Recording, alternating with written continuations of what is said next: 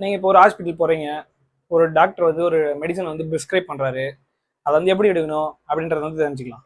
First அவங்க ஒரு prescribe பண்ணுறாங்க அப்படின்னா, மெடிசன் ப்ரிஸ்கிரைப் பண்ணுறாங்கன்னா ஃபர்ஸ்ட் வந்துன்னா கொஞ்சம் கம்மி லெவலில் டோஸில் தான் வந்து ஃபர்ஸ்ட்டு வந்து ஸ்டார்ட் பண்ணுவாங்க. அந்த மெடிசன் வந்து என்னன்னா கரெக்டாக நம்ம வந்து கன்சியூம் பண்ணி அதுக்கான ரியாக்ஷன் வந்து கரெக்டாக நடக்குதா அப்படின்ட்டு செக் பண்ணுவாங்க. அப்போ ரியாக்ஷன் நடந்து கரெக்டாக இருந்ததுன்னா அதே மெடிசன் வந்து ஓகே. இப்போ சப்போஸ் அந்த ரியாக்ஷன் வந்து கம்மியாக இருக்குது அப்படின்னா மறுபடியும் வந்து ரிவ்யூ வர சொல்லியிருப்பாங்க பார்த்தீங்களா. அப்போ வந்து என்னன்னா அதை டோஸை வந்து கூட்டி குடிச்சு கொஞ்சமாக வந்து என்னன்னா இன்க்ரீஸ் பண்ணி அதை வந்து அப்பயும் வந்து க்யூர் ஆகுது அப்படின்னு பார்ப்பாங்க. இப்போ நம்ம ஓன் ப்ரிஸ்கிரிப்ஷனாக வந்து என்னன்னா இப்போ நம்ம டேப்லெட்ஸுக்காக நம்ம வந்து என்னன்னா ஓனாக போய் கேட்குறோம் பார்த்தீங்களா.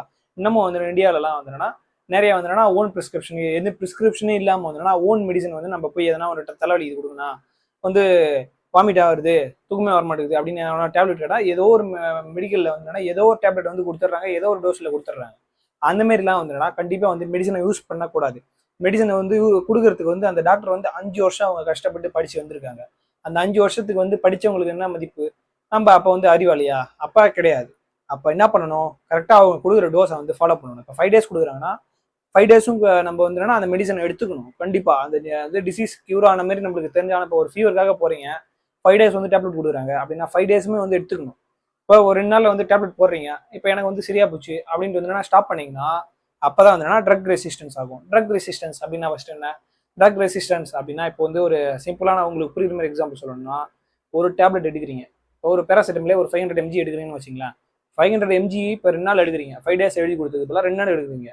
அப்போ அதோட டோஸ் வந்துன்னா அந்த பாக்டீரியாவோ இல்லை வைரஸோ அது வந்து என்னன்னா அதை அப்போசிஷன் பண்ணும். அந்த மெடிசன் போய் வந்து என்ன பண்ணணும்னா அதை வந்து கில் பண்ணும்.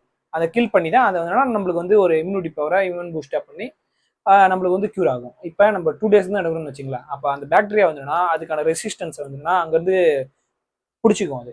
அப்போ நம்ம கரெக்டாக அந்த மெடிசன் வந்துன்னா மறுபடியும் நெக்ஸ்ட் டைம் எடுக்கும்போது என்னன்னா அதே டோஸ் கொடுக்கும்போது என்னன்னா ஒர்க் அவுட் ஆகாது. அப்போ நம்ம வந்து இன்க்ரீஸ் பண்ணுற மாதிரி இருக்கும்.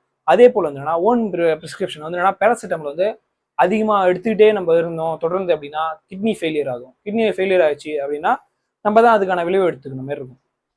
ஃபர்ஸ்ட் ஆஃப் ஆல் யாருமே வந்துன்னா ஓன் ப்ரிஸ்கிரிப்ஷனில் மெடிசன் எடுக்காதீங்க.